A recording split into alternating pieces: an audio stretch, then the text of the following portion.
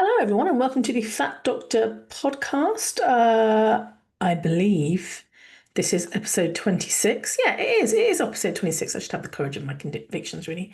Welcome to episode 26. I've had a week off, and that's why I don't know what episode it is. Actually, let's be honest. I'm recording these podcasts now all in one go at the beginning of the month, and then I don't have to think about them for the rest of the month. And that, I have to say, has been quite liberating. It's given me a lot more time to think and reflect and plan and do all sorts of things. So yeah, feeling very refreshed. Wearing one of my favourite t-shirts, got my little panda on it, in what looks like a Nike tick, and the panda is lying on it, and the panda just says, "No, you do it." And I love this t-shirt so much. It reflects me, I think, as a human being. Um, yeah, so welcome to episode 26. I had this conversation with my husband yesterday or the day before, and it was such a profound conversation. I was like, oh, that's podcast episode right there. And so shall it be. Um, we were talking about joint pains. Most of you know now that I've written a book. Book is a kind of perhaps somewhat of an exaggeration. Booklet seems more appropriate. It's only 45 pages long, but 45 powerful pages, and they are A4 pages, so like they're quite big pages. But yeah, powerful. 29 clinical references, all about this poor woman, Jenny, who needs a new knee, but she's too fat to get one. And so I've been talking about it and I've been writing it and stuff. So, obviously my husband knows what's going on. His name's Junior, by the way, in case you didn't know, Junior, as in not senior. So Junior and I were having a chat about it. And it was like, I just find it really hard to believe because Junior, for those who don't know, is a dentist. Doesn't work as a dentist anymore. Thank God, because I'm kind of afraid of dentists. So never mind. You make of that what you will. But he was saying, when I'm pulling a tooth out, whatever, there are always risks to taking out a tooth. I could damage the nerves, I could do this, I could do that. And he was like, so we do this thing called informed consent. I've just left my phone on. Why do I always leave my phone on when I'm recording? It's very bad. Just have a checklist that says, Asha, have you turned your phone off? Anyway, sorry to interrupt. He says, Junior that is, says, don't you think it's odd that there are doctors out there just saying you can't have this operation instead of saying, well, here are the risks, here are the benefits. You choose, you decide. And so he was saying, because at the end of the day, if I pull out a tooth and I damage the nerve, but I've told the patient that I could potentially damage the nerve. If I damage the nerve, then the patient was warned beforehand. And at the end of the day, they knew that that could happen, and it did happen, and it's unfortunate, but it's one of those things. It's just the reality that we all accept. And I was like, yeah, that's right. That's what we learned. We actually went to the same university, so yeah, it's what we were taught in our first year. Unfortunately, it doesn't work like that when you're fat. And he was like, what happened to autonomy? And I went, babes, fat people are not entitled to autonomy. And that, my friends, is the title of this podcast. For some reason, well, not for some reason, for many reasons, we are now living in a world where the medical profession has decided that autonomy is a great thing. In fact, it's one of the pillars of medical practice. However, it does not apply to people with a BMI over 35, 40, kind of depends on where you live, really, 30 if you're unlucky. Because then autonomy just gets thrown out the window. Just doesn't apply. No. And some of you might be thinking, what is autonomy, Asha? Especially in the context of medicine. And that's fair enough. Junior knows because he went to medical and dental school with me.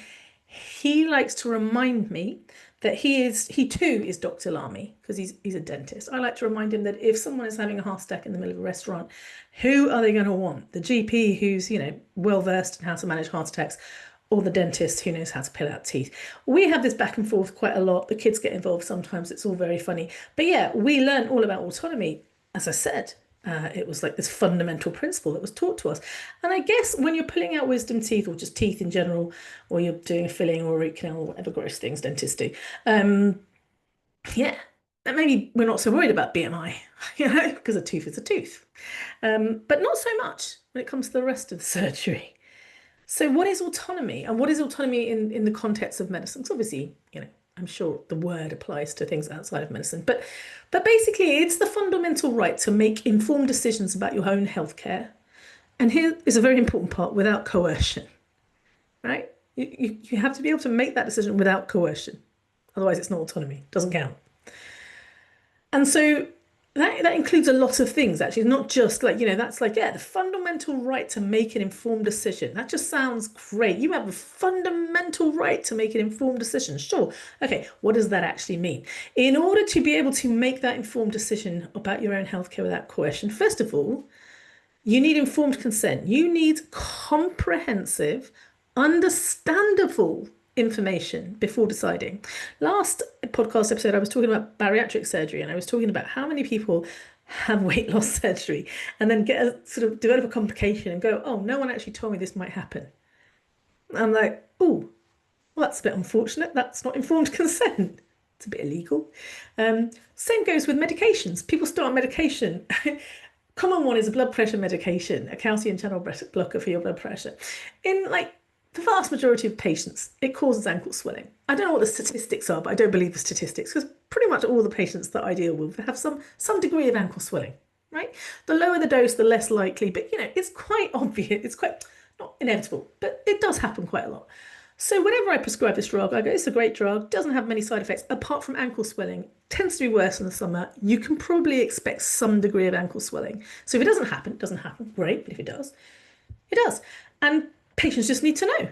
And 9 times out of 10, they're like, all right, fine. That's fine. I still want to take the medication because of my blood pressure, and you've told me the benefits. I've told you the benefits. I've told you the risks. I've given you other options. That's another important part. I've given you other options. I haven't just gone, this is the only drug I'm going to give you. I've gone, we could go with another one. Maybe not as good, maybe not as effective, but if you don't want ankle swelling, there are other options. And the patient will normally go, well, I'll take that one and I'll deal with the ankle swelling. And then maybe they come back to me and they're like, phew, I didn't realize it was going to be that bad. Can we swap? Yeah, sure. But at least they were informed, right? That's informed consent, and that is just how we should be practicing medicine. If you get given a medication and no one warns you about the side effects, then they are not practicing medicine correctly. That is not informed consent. They are not respecting autonomy. And I'm sorry, but they're not doing their job. That's not good enough. That is not good enough. It's not good enough to say, read the information leaflet either. That's a cop-out. I'm not saying we're supposed to give every single side effect, because that's not helpful, and a lot of times they're rare ones that don't happen very frequently. So I'll often say that these are the common ones. There are other ones, but yeah, there's a patient information leaflet if you want to know about it. But the common ones, we sort of have a responsibility to our patients, right? And it's the same for surgery. It's the same for anything, really. We need to be able to tell people about the benefits and the risks and the alternative treatments. That is informed consent. That's what Junior was talking about. Now, that's part of autonomy, a small part of autonomy, informed consent. There's another important part, which is the right to refuse any treatment, procedure, or even lifestyle change, even when the doctor disagrees. I remember when we were studying medical ethics, we were sort of faced with all kinds of dilemmas. What would you do in this situation? And the classic one, a child is rushed into hospital having been in some terrible road traffic accident. They come in, they need a blood transfusion. The parent says, no, we're Jehovah's Witnesses. You can't give them a blood transfusion. It goes against our religious beliefs. What would you do? And we'd have these big conversations and debates about the right to refuse treatment and what about in children and blah, blah, blah, blah. I'm not going to bore you with the laws and the ethics. And of course, it's different around the world. But suffice it to say that every patient over the age of 18 who has capacity to consent, because there will be some people who do not have capacity, because they're unconscious or because they lack capacity for various reasons. So anyone who has the capacity to consent also has the right to refuse consent, even if their doctors disagree, even if their doctors say you're making a huge mistake, even if their doctors say you're going to die if you don't do this. And more importantly, just because the patient refuses that particular treatment doesn't mean the doctor can wash their hands and go, oh, I'm no longer your doctor. No, that's not how it works. You're still the doctor. You still have to treat the patient. Now, you might say, listen, your appendix is about to rupture. Either I go in and take it out or you deal with the consequences. And if I say, I will deal with the consequences, doc, then I will deal with the damn consequences. And that might mean I die. But if my appendix ruptures and I develop peritonitis, which is infection and inflammation within the abdominal cavity, you are still duty bound to treat me. You still have to give me the pain relief. You still have to give me the antibiotics and probably say a prayer because chances are I'm not going to make it. But I made that decision. And that in the UK, I know is there is legal precedent. I can't remember the name of the case. It was a long time ago now, where a person who was schizophrenic, I believe, who had a serious mental condition, which meant that they didn't always have capacity to make decisions. So it had been ruled they didn't have the capacity to make a decision about their mental health. And one day that patient developed gangrene, I think in a toe, and the doctors wanted to remove the toe, and the patient said, no, I'm not letting you. And the doctors were like, you don't get a say so. If we don't remove your toe, the gangrene of your toe, it's going to spread up your leg, you're going to lose your leg, you're going to die. And the patient said, no, you are not operating on my toe. And so then they had to have this whole thing where they had to assess whether this person had capacity to consent. And it was decided, yes, they had capacity to consent. And therefore, even though they couldn't make treatment decisions about their mental illness, they could make treatment decisions about their physical illness and had the right to refuse treatment of their gangrenous toe. That's the law, right? Even in such a situation, that is the law, unless the law has been repealed since then, but I don't believe so.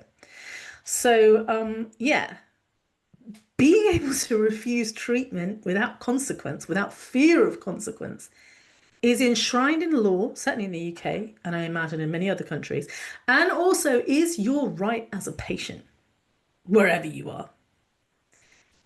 Autonomy. So, informed consent, right to refuse, self-determination, and this is kind of like right to refuse, but self-determination isn't just about refusing, it's opting in as well as opting out. So you should be able to make choices that align with your values, your beliefs, your circumstances. If a doctor says, I want you to do this, and you go, I can't do that, it's not possible because of the job that I work, or because it goes against my beliefs, or just because I don't want to, then you get to determine that self-determination is part of consent. And then I guess the opposite of informed consent and the right to refuse treatment and self-determination, the opposite of autonomy is paternalism or medical paternalism. I don't know if you've ever heard this term, but basically it refers to dark times. When dark times like they're over, it's like saying slavery was abolished. Yeah, theoretically, but not really. And in the same way, we've abolished medical paternalism theoretically, but not in reality, because medical paternalism is basically the belief or the premise that doctors knows best. Doctors know best, and patients don't really get any input in their care. Just doctors say this is what you do, and you do it. And so medical paternalism, for a very long time was the guiding principle of practicing medicine for physicians and surgeons. And eventually we kind of went, yeah, maybe people have human rights and maybe we should be listening to them. And so paternalism supposedly went out the window. As we all know, it doesn't. Because as I said to Junior, consent and self-determination, the right to refuse treatment, freedom from paternalism, all of these things that fall under the umbrella of autonomy, that doesn't apply if you're fat. It only applies if your BMI is under a certain limit. Because once you're fat, tough shit, right? That's the reality. I want to talk about something that is even more fundamental, because Gina and I got into this conversation, and there was a lot of back and forth, and he just said, I can't believe it. And I was like, believe it. You better believe it. I've been talking about this for years. What do you mean you can't believe it? And he was like, but it can't be because we were told, because we were taught, because that's what we talk about. Like, how can it be? And I'm like, it is. It's not whether it can or it can't be. It is reality. For so many people, and a lot of the people listening in will say, oh no, I don't have autonomy. I don't get to choose. My doctor is refusing me treatment unless I lose weight. That is the opposite of autonomy. And so there's something here, not, that goes kind of beyond autonomy and just the healthcare experience. It's something about agency. And again, a term that we can apply to many situations, but when I'm talking about it in the context of medicine, I'm talking about having the actual power and the resources, and this is really important, both the power and the resources to act on my autonomous decision, right? There's autonomy in theory, and then there's like autonomy in practice. Because Autonomy is the right to choose, but agency is the ability to meaningfully exercise that choice. One is theory, one is reality. And in order to have agency, that you need to be able to get the information. And it's not just getting the information, it has to be information that you understand. It has to be information that you trust. It has to be information that you are able to process. In other words, you have enough time to process it. You're given the options, not like you're not being coerced into doing it. But just the information alone is problematic because most times the doctors who are giving the information are not telling the truth. They are lying. They are withholding information. They don't know it or they do know it and they don't want to share it. So we can't even trust the information that we're being given. So that's not agency, is it? Because if we can't trust what we're being told, then how can we make an informed choice? And then there's also like financial agency, which is really important here because the more financial resources you have, the better access to healthcare you have, right? In the UK, we have a nationalised health service, and you might say, oh, everyone's entitled to the same care. Bullshit. Where you live, your what we call postcode, America, you'll call it zip code, very much determines the quality of healthcare. Everybody knows that. Like, there's loads of evidence to support that. So where you live, how much, your whether you were university educated or have a postgraduate education, whether you left school at 16, it depends. This will all have impact. And also, in a very practical way, people who have the financial resources can pay for healthcare. In the US, it's all about insurance. What insurance coverage do you have? Wherever you go, money is going to make a difference to the healthcare that you can access. So there's information, there's financial agency, and then there's like social agency. And this is something that like really applies, I think, to us as fat people and also as a trans person, as a queer person, as an autistic person, if you're a disabled person, if you're a black person, if you're a person of color, any of those kind of marginalized or oppressed identities. You need to be able to, in order to have social agency, you need to be able to advocate for yourself, right? Without facing discrimination. How can you advocate for yourself without facing discrimination when discrimination is endemic, it's systemic, it's everywhere you go, it's part of the medical profession? Like, there are all these studies that say, yeah, doctors are racist. And we know this. Doctors are racist. We're not doing anything about it. We're just aware that doctors are racist. And every so often we say a few words about how it's not right that doctors are racist. How can you, as a black person or a person of color, advocate for yourself knowing that the system is discriminating against you, let alone the individual? The system itself is discriminating against you. Yeah. Also, you have to be able to advocate for yourself knowing that if you do, you will not be penalized or punished or dismissed or, you know, we live in a world where if you use the words Palestine and action in the same sentence in the UK at the moment, you will be arrested. If you wear a t-shirt that says take action on Palestine, you will be arrested for terror offences. That's how fucking bad it's gotten in this world. Talk about a lack of agency. You can't even say a word now without fear of repercussions. And we're living in a time, even kind of beyond the medical world where really we fear speaking up for ourselves. We're being made to fear speaking up for ourselves. So we live in the situation where we're like, either I stand up for myself and face the consequences or I keep quiet. And for most of us, it's easier to keep quiet. But that has always been the case when it comes to medical treatment in our fat bodies. And then, there's cultural agency. So your values, your languages, etc., etc., those have to be respected. That's always a problem. I love how we think we've got it right because we now have patient information leaflets in different languages. I remember working, when I first started working, I worked in a place called Tower Hamlets in London, and it had a really large Bangladeshi and Somali community. And from what I understood about the Bangladesh, and I'm not an expert, the Bangladeshi community are much more commonly use a spoken word rather than the written word. So not everybody is able to read and write, but was obviously able to communicate. So we were like handing out these patient information leaflets like, don't worry, I've got one in your language. Yeah, what an assumption. What an assumption, because of course, people who are unable to read are considered less than acceptable in this day and age, because who can't read, honestly? Honestly. So we didn't respect that cultural difference. Um, Many cultures do less writing and more talking. Stories and everything are passed down by word of mouth, right? Anyway, I'm going away on a tangent here. I won't carry on. We need healthcare systems that actually support patient choice rather than creating barriers. That's what we need. We don't have that. We have the opposite of that. And yeah, that's what I was trying to tell Junior. And he was like, I don't believe it. Eventually he, did believe it because I didn't back down. And the reality is, I am hearing these stories. I am listening to you. You are sharing your stories on Instagram. You are sharing your stories in my emails. You are writing to me. You are talking to me. Occasionally, you're even stopping me in the street. Like you are telling me this is what's happening to me. And every time you tell me your story, I'm like, oh, what happened to autonomy?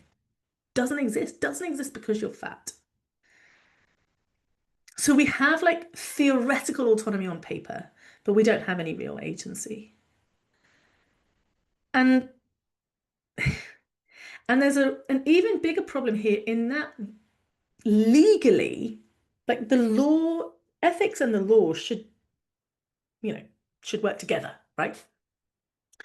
If medical ethics say a patient has the right to autonomy, then the law should protect that right to autonomy. Unfortunately, it doesn't. And maybe it does. I'm not a legal expert. But what I have noticed is that when people tell me their stories, and I'm like, oh, that's an egregious, like negligent, unacceptable act of it's actually technically called assault when that's what I was taught. If you touch someone, operate on them, perform a procedure on them without consent, that's assault. So when people tell me about that, and I'm like, that's horrendous. Like you should pursue that legally. Their lawyers laugh in their face. Just laugh in their face. We'll never be able to win that case. Fuck off.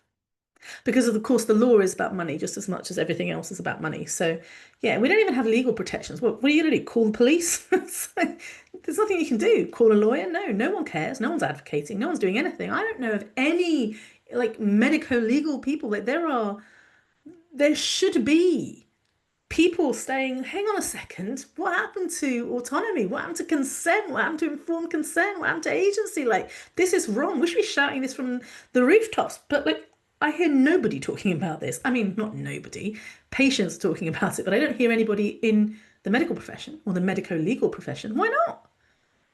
What is happening is absolutely unacceptable. And my sweet beloved husband, who learned how to pull teeth and do things in mouths, whatever they may be, and was taught the same principles as I was taught about consent, cannot understand how doctors are allowed to get away with it.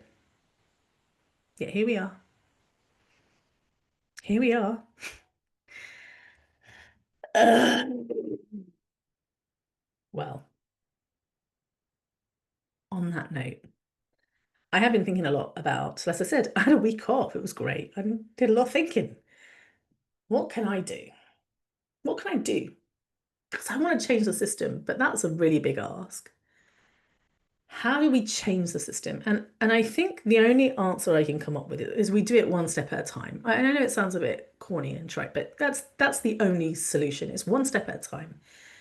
I think if one person stands up to their doctor, probably nothing is going to happen. If 100 people stand up to that doctor is going to learn a lesson very quickly. And it's probably not possible to get 100 people to stand up to each doctor, but I reckon it's possible to make enough of a fuss, enough of a stink, to cause enough trouble that doctors start paying attention. And they don't change their ways because they agree with us or they care about us or they respect our autonomy and all of that stuff. They change their ways because they're afraid of the consequences. I think less carrot, more stick, right? And so what are the consequences? Well, certainly in the UK, nobody wants a complaint.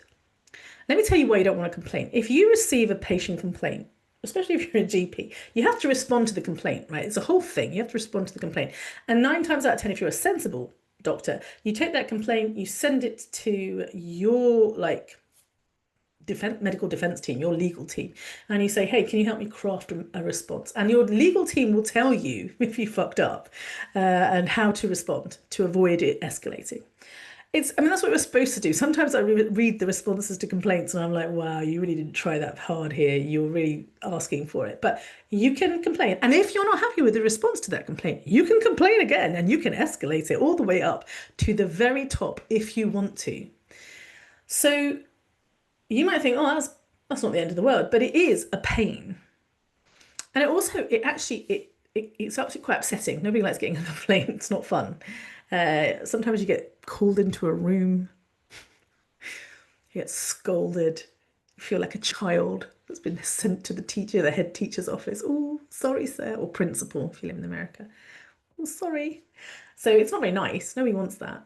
One complaint, 10 complaints, not okay. The more complaints you get, the more people will be asking questions. So there's that. And also, you have to discuss these complaints at your annual appraisals. So you don't just respond to the complaint, but you also have to discuss it at your annual appraisal. Now, this is just in the UK and this is GPs, it's not everyone, but it's a headache. Try to avoid them where possible. As I said, you can also escalate it and escalate it and escalate it if you want to. So what I'm trying to say is one complaint's probably not going to make a difference. But the more complaints we file, the more we say this is unacceptable, the better it is. And I think a lot of you will hear this and go, that's great, Asha, but I don't have the time, the energy, the resources to do this. I am freaking exhausted. And I understand this because I have been in situations where I'm like, fuck that doctor, I'm going to write a complaint, but I never do. Because it's just too traumatizing. It's too, like, I just want someone to do it for me. I want a complaint writing fairy. Like, bippity boppity boop, there it is. That's what I need. So I was thinking about that and I was like, I could be that complaint fairy. I could bippity boppity boop this shit out of this because I know how to write a complaint. Because I'm a doctor and I know the kind of things that get you in trouble. So I'm not trying to get my colleagues in trouble. I'm just trying to hold them accountable for their shitty behavior, just so that we're clear. So yeah, I was like, yeah, let's think about this. So I created a package. I gave it a name. You know me, I like wordplay. The name is, wait for it, I need a drum roll. The Way Forwards. Except for it's way spelt Weigh. Do you get that? The Way Forwards. Yeah, you got it. You liked it. I know you did. You smiled to yourself. I saw it. Yeah. So I came up with a way forward. It's a package where you get a 90-minute consultation with me, and then I will bippity boppity boop the shit out that complaint, whether it's a written formal complaint, whether it's just like like a script for you to read to your doctor. Some people are like, oh, I'm not ready to write a complaint. That feels too much. That feels too intense. Whatever. It could be a formal appeal, whatever it is, but we'll make a plan. We'll discuss in your consultation what you think is the best course of action. And then after that, you get 30 days of support where you can just email me or message me anytime to say, oh, actually, this has happened, or I'm worried about this, or can we change this, or because there's always going to be like bits I want to change this, I want to add this, etc., etc. So yeah, I want to take the hard work out of it for you. So the way forward, it's a package that I've launched. If you've read Jenny Needs a New Knee and she's too fat to get one, and you're thinking, I'm Jenny, I need a new knee, but I've given up on the fact, you don't have to give up. Your doctor does not have the right to force you, to coerce you, to pressure you into losing weight in order to access the care that you deserve. They do not have the right. They think they have the right, but they don't. They will tell you, it's policy, hospital policy. Oh, I'm not allowed to. It's not my fault. It's their fault. They will have all sorts of excuses and reasons, and they'll tell you the insurance company won't allow it. And I know my way around these issues. And yeah, whatever they say, I'm like, okay, cool. But that's not acceptable. So yeah, let's do this thing. If you're listening and you're like, this is me. I'm limiting the amount that I do because obviously it's quite intense work. So once the spots, I have like 5 spots at any one time because I'm doing 30-day follow up, right? So 5 spots at any one time. And then if I'm too busy, then there's a waiting list and you just go on the waiting list. But if you think that might be you, just message me. Do me a favor, message me. You can go onto my website and click on the thing that says The Way Forward. I'll even link it into the show notes here. But, if you just want to chat, message me. And let's talk. Let's make a decision. Let's do this thing. So that's me. I'm now going to stop recording, and then 2 seconds later, I'm going to record episode 27, which is very exciting. What is episode 27? Oh, I really should have got that up. What is episode 27? It's basically about how my size does not define who I am, but I don't have a name for it yet, so that's probably not very good. Yeah, I should probably have a name for it next time I sit down to record. Note to self, turn off phone and make sure that you know what you're doing before you press record. Okay, that's fine. Lesson learned. Thanks very much. Have a lovely week. See you next week. Bye. Bye.